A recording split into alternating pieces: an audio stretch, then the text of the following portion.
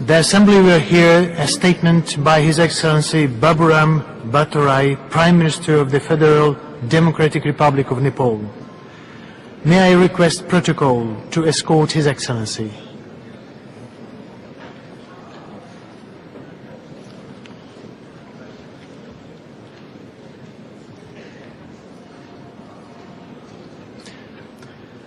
I have a great pleasure in welcoming the Prime Minister of the Federal Democratic Republic of Nepal, His Excellency Baburam Bhattarai. I invite him to address the General Assembly.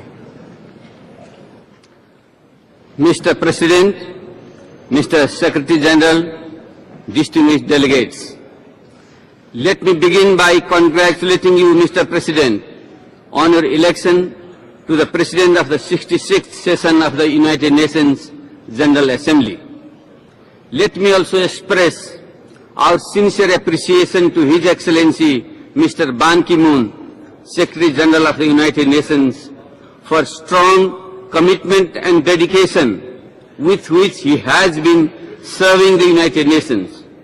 We wish him further success in his second term. Nepal warmly welcomes the Republic of South Sudan as the newest member of the United Nations. Mr. President, it is a distinct honor and privilege for me to bring to this august assembly the voice of the voiceless of the world. I brought with me greetings from the nearly 30 million toiling but proud people of Nepal who have recently liberated themselves from age-old feudal monarchy and autocracy. Nepal is an enchanting land of Mount Everest, the top of the world. It is the birthplace of Gautam Buddha, the apostle of peace, and it possesses an unbelievable variety of natural beauty and diversity. In recent years, a momentous transformation is taking place in Nepal. After a long and persistent struggle, a feudalistic and autocratic monarchy has been abolished. We have entered into a new historical era with the creation of a new Federal Democratic Republic of Nepal. Today, the new state apparatus is striving to take into account the multi-ethnic, multilingual and multicultural diversity of the country. Abolition of all discriminations and oppression based on class, gender, nationality, region and caste, and creating an inclusive democratic system and a just society is at the heart of our struggles for decades.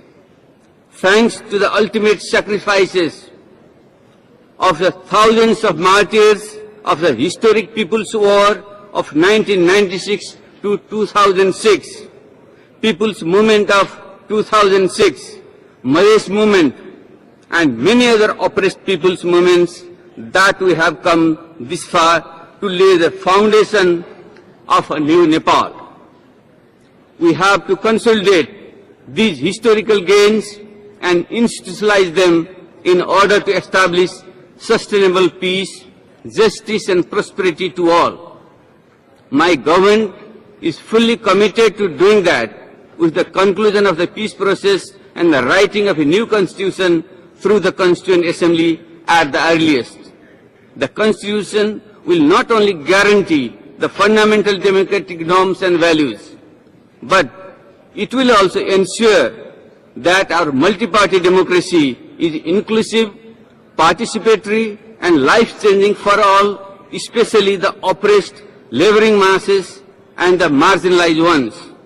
And it is rightly said, the highest measure of democracy is neither the extent of freedom nor the extent of equality, rather the highest measure of participation. We want to institutionalize a really participatory democracy for all, particularly the downtrodden ones.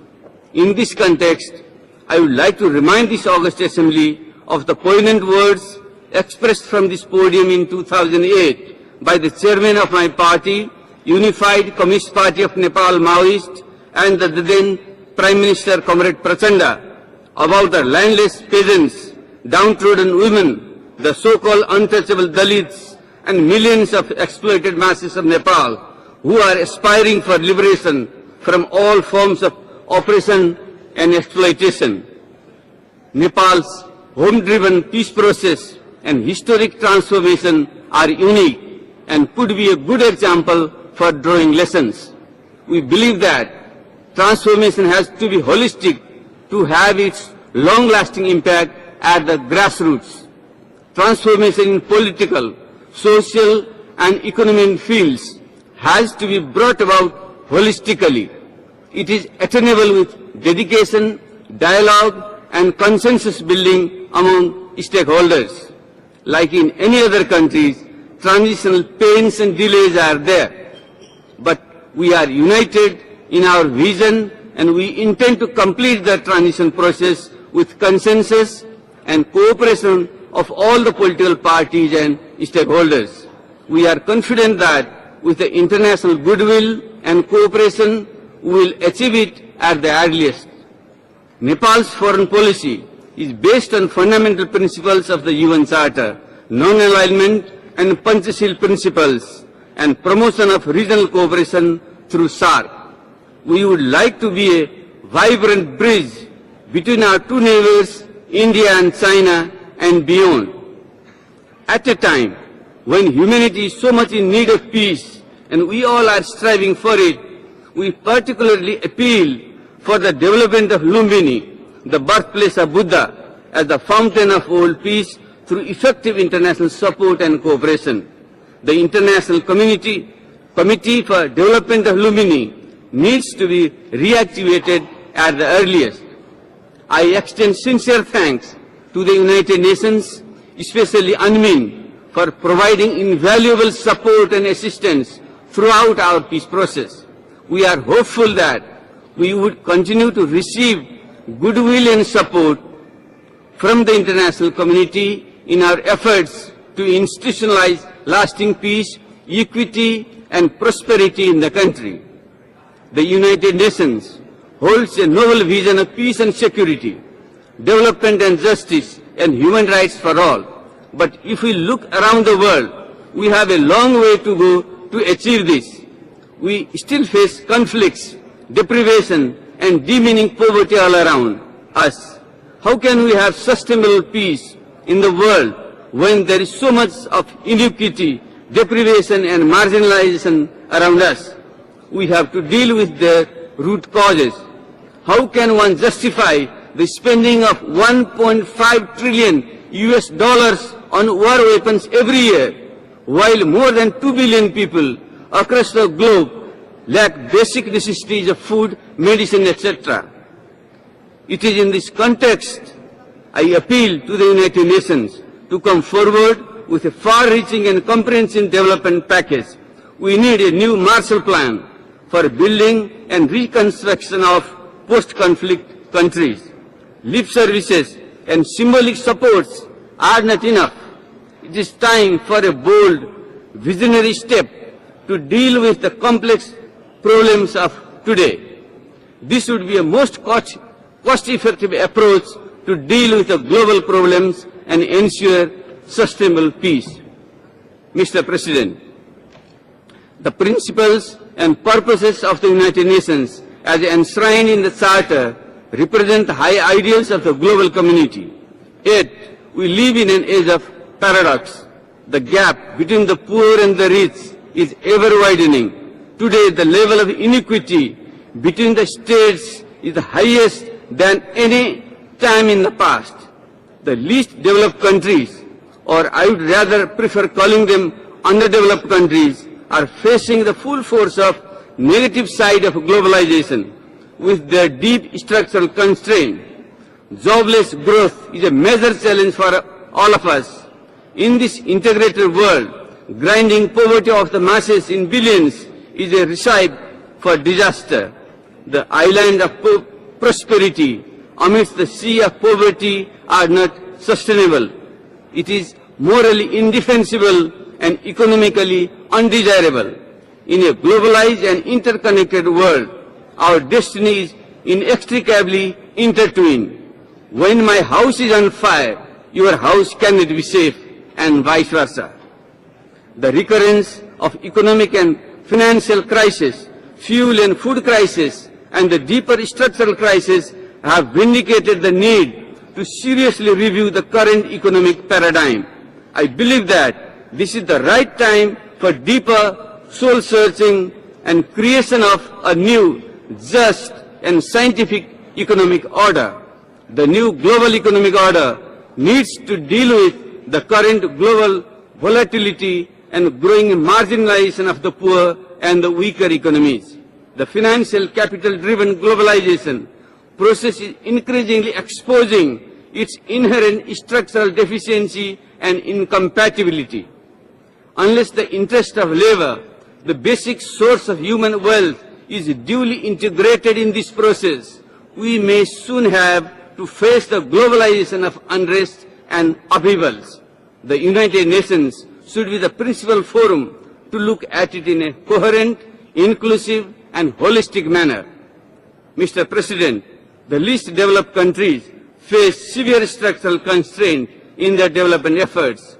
Their vulnerabilities have been further aggravated with multiple crises.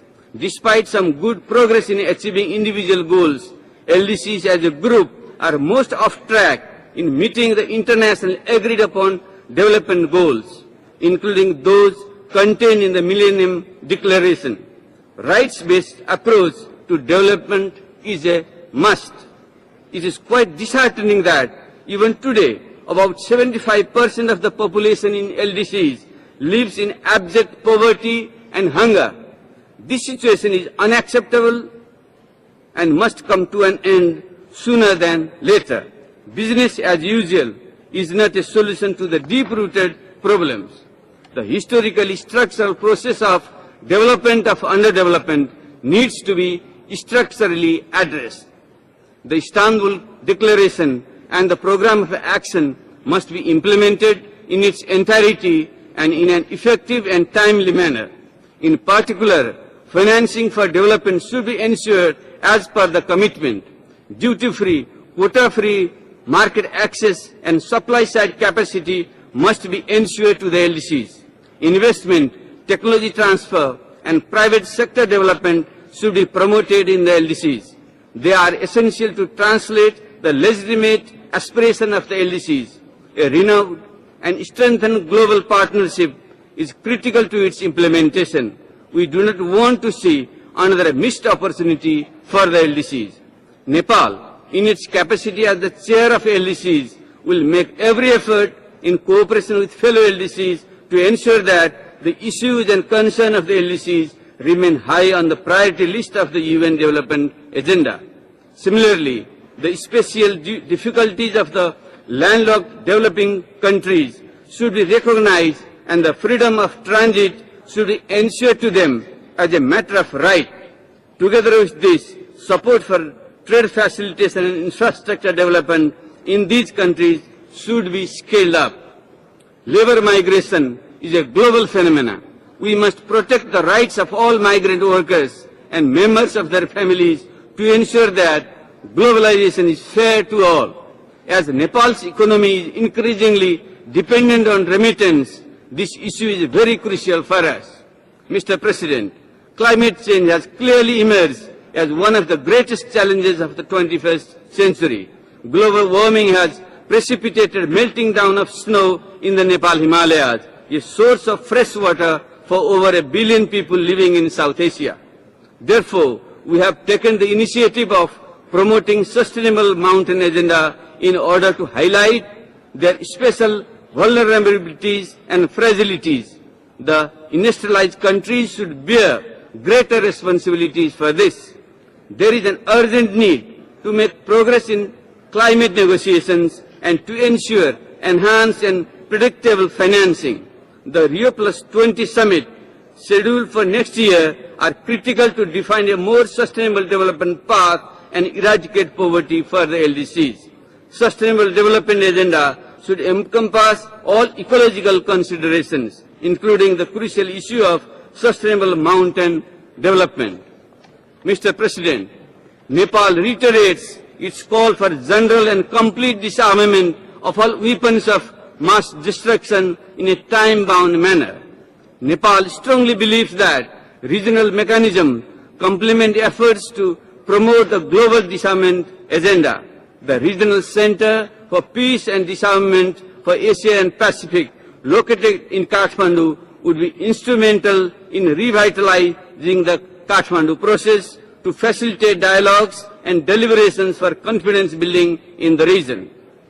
Nepal unequivocally condemns terrorism in all its form and manifestations and calls for an expeditious conclusion of the negotiations on a comprehensive Convention on International Terrorism.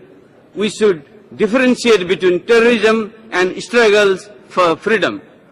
Nepal's commitment to human rights is deep and unflinching. We are fully aware that the protection and promotion of all human rights, including the right to development and fundamental freedoms, strengthens the sustainability of peace and progress.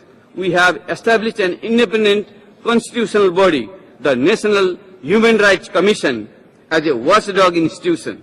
We are committed to build and strengthen this specialized institution as a true custodian of human rights. Mr. President, the General Assembly, which is the only representative body at the global level, needs to be given commensurate power and authority to truly work as a world parliament. It should not remain toothless. Similarly, Nepal supports the expansion in the membership of the Security Council in both the categories. Reform must address all the interrelated issues such as representation as well as transparency and accountability in the working methods of the Security Council. The role and contribution of smaller states in the maintenance of international peace and security must be duly acknowledged. We underline the crucial role of the United Nations in promoting international cooperation for development. Its role in shaping policy debate on and establishing global norms in economic and financial matters must be strengthened. Nepal welcomes all efforts aimed at promoting system-wide coherence, including the operationalization of UN Women. Mr. President, Nepal's participation in UN peacekeeping is long-standing and consistent. We remain steadfast in our commitment to international peace and security. Nepal has already provided over 80,000 peacekeepers, out of which 62 of our soldiers have laid down their lives in the line of duty. Hence, we would like to call for equitable representation at the leadership level. In recent times, we have witnessed the outpouring of the popular sentiments for change and freedom around the world. We believe that this is a sign of a new beginning, where people are asserting themselves to be the master of their own destiny. We applaud these changes. We should support them based on the fundamental principles of the United Nations. However, no one should hijack the agenda of democracy for its partisan ends. The long drawn-out peace process in the Middle East is a matter of serious concern for us all. We must find a comprehensive and just solution to these problems. It is our principal position that we support a fully independent and sovereign Palestine state based on the UN resolutions. We look forward to its materialization at the earliest. Mr. President, finally, let me reiterate, the UN principle be holistic and all be pursued in a balanced manner. The United Nations should not only be the custodian of its noble principles, it must deliver on its promises. Let it not be a mere umbrella of big powers. In a globalized world of today, the UN has more responsibility than ever before to create an inclusive and just global order. Let it not falter on its historic duties. Let the UN serve the larger interests of the poor and the weakest section of the international community. Let economic transformation of LDCs with a rights-based approach be on top of the UN agenda.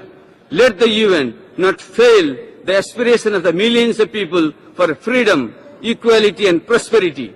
Let its vision be translated into a visible change in the lives of the oppressed people. And last but not the least, let us keep in mind, either we will all reach the goal of global peace and prosperity together, or nobody will. Thank you.